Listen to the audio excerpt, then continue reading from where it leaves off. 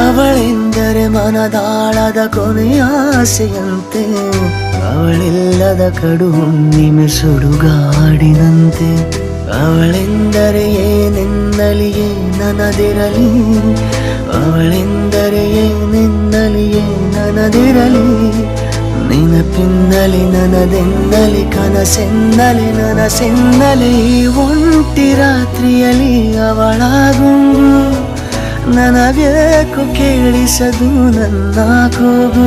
ನನ್ನ ಬೆನ್ನಲ್ಲಿನ ಕಣ್ಣೆಲ್ಲ ಅವಳ ಕಡೆ, ಉಸಿರು ಕಟ್ಟುವುದು ನಿಂತಲ್ಲೇ ನಿಂತ ಕಡೆ.